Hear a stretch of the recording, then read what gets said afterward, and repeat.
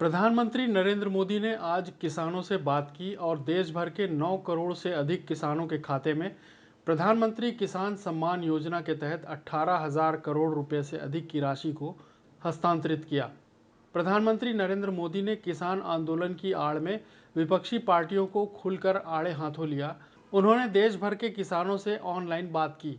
पश्चिम बंगाल की मुख्यमंत्री ममता बनर्जी को उन्होंने आड़े हाथों लेते हुए कहा कि पूरे हिंदुस्तान में किसानों को इसका लाभ मिल रहा है। अफसोस इस बात का है कि पश्चिम बंगाल के 70 लाख से अधिक किसानों को इसका लाभ नहीं मिल रहा है। वहां की राज्य सरकार इसे अटका कर बैठी है। एकमात्र पश्चिम बंगाल सरकार वहां के 70 लाख से अधिक किसान, मेरे किसान भाई बहन बंगाल के, इस योजना के वो लाभ नहीं ले पा रहे हैं। उनको ये पैसे नहीं मिल पा रहे हैं क्योंकि बंगाल की सरकार अपने राजनीतिक कारणों से उनके राज्य के किसानों को भारत सरकार से पैसा जाने वाला है, राज्य सरकार को एक कौड़ी का खर्चा नहीं है, फिर भी वो पैसे उनको नहीं मिल रहे हैं। कई किसानों ने भारत सरकार को सीधी चिट्ठी लिखी हुई है, उसको भी वो मान्यता नहीं देते हैं। यानी आप कल्पना कर सकते हैं कितने लाखों किसानों ने लाभ लेने के लिए, योजना के लिए अर्जी की, ऑनलाइन आवेदन कर चुके हैं, लेकिन वहां की राज्य सरकार उसको भी अटका करके बैठ गई है। भाइयों बहनों, मैं हैरान हूं और ये बात मैं आज देशवासियों के सामने बड़े दर्द के साथ, बड़े पीड़ा के साथ कहना चाहता हूं। जो लोग 30-30 साल तक बंगाल में राज करते थे,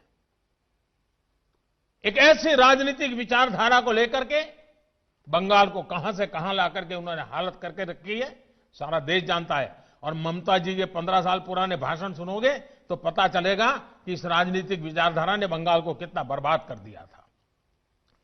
अब ये कैसे लोग हैं? बंगाल में उनकी पार्टी है, उनका संगठन है, 30 साल सरकार चलाई है, कितने लोग होंगे उनके पास?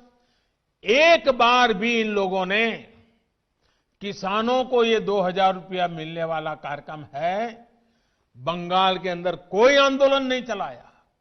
अगर आल के दिल में किसानों के लिए इतना प्यार था, बंगाल में आपकी धरती है, तो आपने बंगाल में किसानों को न्याय दिलाने के लिए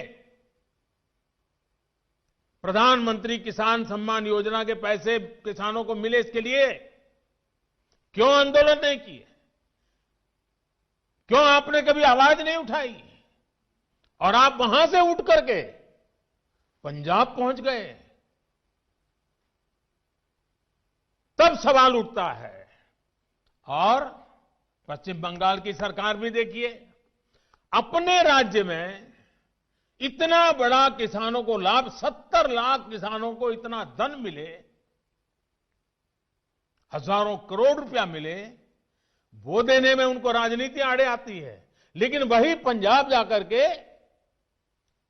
जो लोग के साथ वो बंगाल में लड़ाई लड़ते हैं, यहां आकर के उनसे गुपचुप करते हैं। क्या देश की जनता इस खेल को नहीं जानती है? क्या देश की जनता को इस खेल का पता नहीं है?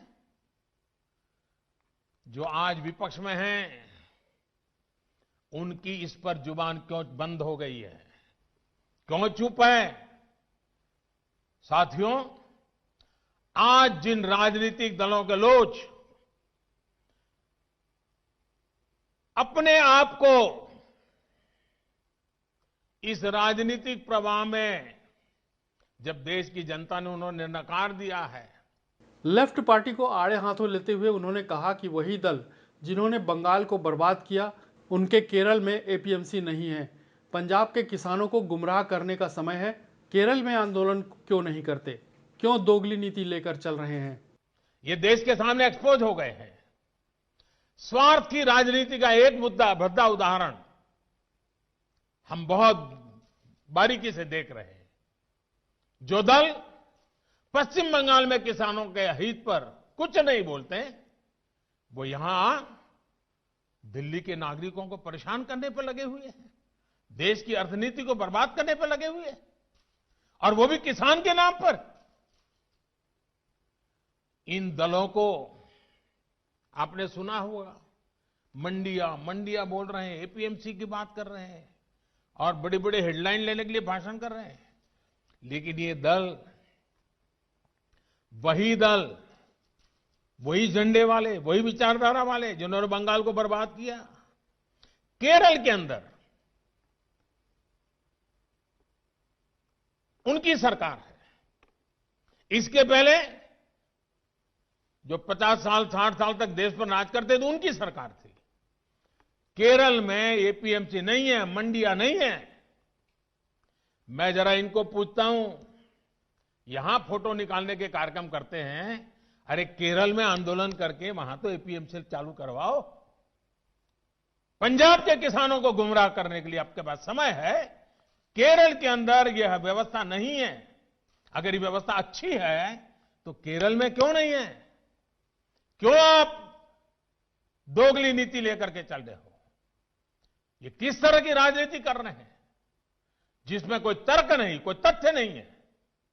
सिर्फ झूठे आरोप लगाओ, सिर्फ अफवाहें फैलाओ, हमारे किसानों को डरा दो, और भले भोले किसान कभी कभी आपकी बातों में गुमराह हो जाते हैं। भाइयों बहनों, ये लोग लोकतंत्र के किसी पैमाने को, किसी पैरामीटर को मानने को तैयार नहीं है। इन्हें सिर्फ अपना लाभ, अपना स्वार्थ नजर आ रहा है। और मैं जितनी बातें बता रहा हूं किसानों के लिए नहीं बोल रहा हूं। किसानों के नाम पर अपने झंडे लेकर के जो खेल खेल रहे हैं, अब उनको ये सच सुनना पड़ेगा। और हर बात को किसानों को गाली दी, किसानों को अपमानित किया, ऐसे कर करके बच नहीं सकते हो आप लोग। ये लोग अखबारों और मीडिया में जगह बनाकर राजनीतिक मैदान में खुद के जिंदा रहने की जड़ी बूटी खोज रहे हैं। उन्होंने कांग्रेस को आड़े हाथों लेते हुए कहा कि किसानों की जमीनें हड़पने में कैसे कैसे लोगों के नाम सामने आए हैं, आप खुद ही जानते हैं। जिन राजनीतिक दलों को जनता ने नकार दिया, वो आज कुछ किसानों को गुमराह कर रहे हैं। इनके पास ठोस तर्क नहीं है। ये लोग हिंसा के आरोपियों को छुड़ाने की मांग किसान आंदोलन की आड़ में कर रहे हैं। हम किसानों के विश्वास पर आंच नहीं आने देंगे। कुछ राजनीतिक दल जिन्हें देश की जनता ने लोकतांत्रिक तरीके से नकार दिया है, वो आज कुछ किसानों को गुमराह करके जो कुछ भी कर रहे हैं, उन सबको बार बार नम्रतापूर्वक सरकार की तरफ से अनेक प्रयासों के बावजूद भी किसी न किसी राजनीतिक कारण से, किसी ने बंधी राजनीतिक विचारधारा के कारण से ये चर्चा नहीं होने दे रहे हैं।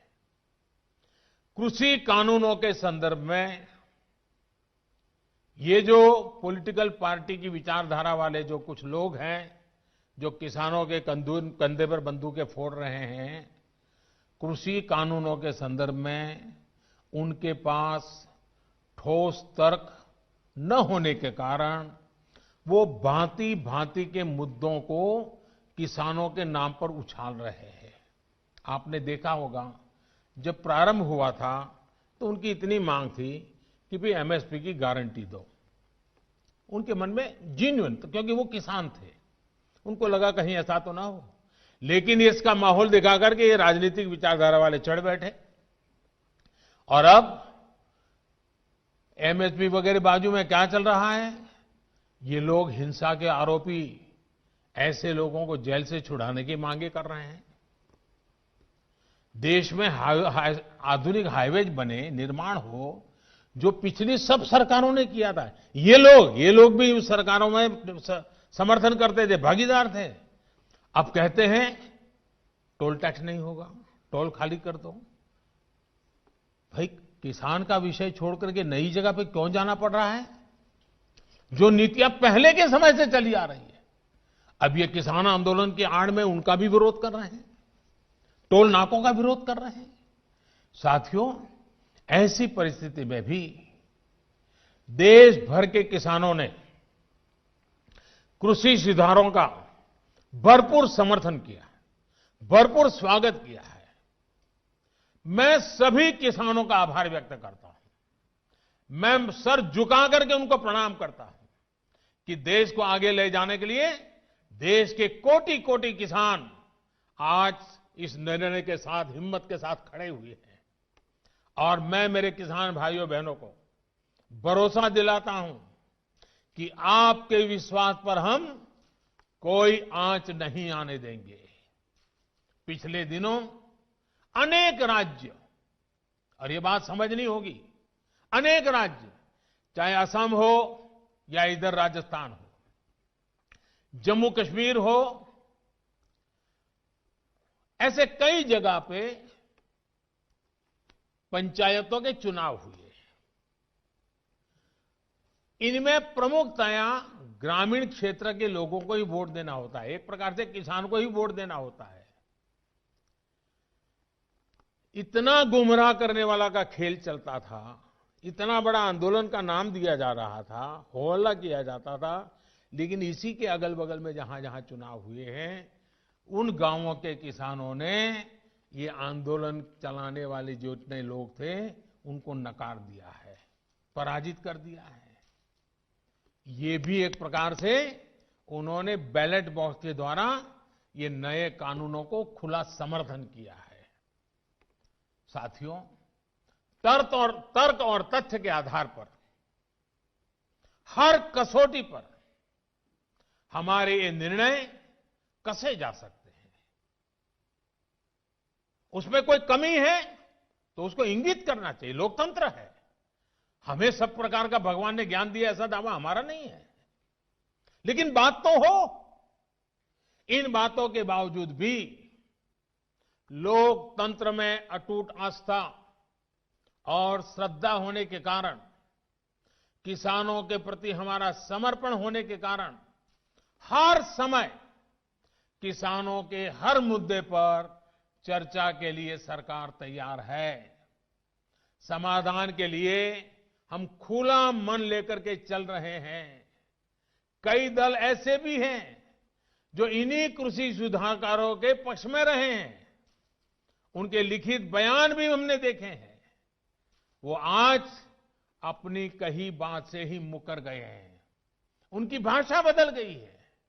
वो राजनीतिक नेता जो किसानों को भ्रमित करने में जुटे हुए हैं, जिनकी लोकतंत्र में रत्ती भर भी श्रद्धा नहीं है, वो विश्वास ही नहीं करते डेमोक्रेसी में। दुनिया के कई देशों में उनका परिचय है लोगों को। ऐसे लोगों के जो भी उन्होंने कहा है पिछले दिनों, जिस प्रकार के अनलगढ़ आरोप लगाए हैं, जिस भाषा का प्रयोग किया है, पता नहीं कैसी कैसी इच्छाएं व्यक्त की है, मैं बोल भी नहीं सकता हूं। ये सब करने के बावजूद भी, उन सब चीजों को सहन करने के बाद भी,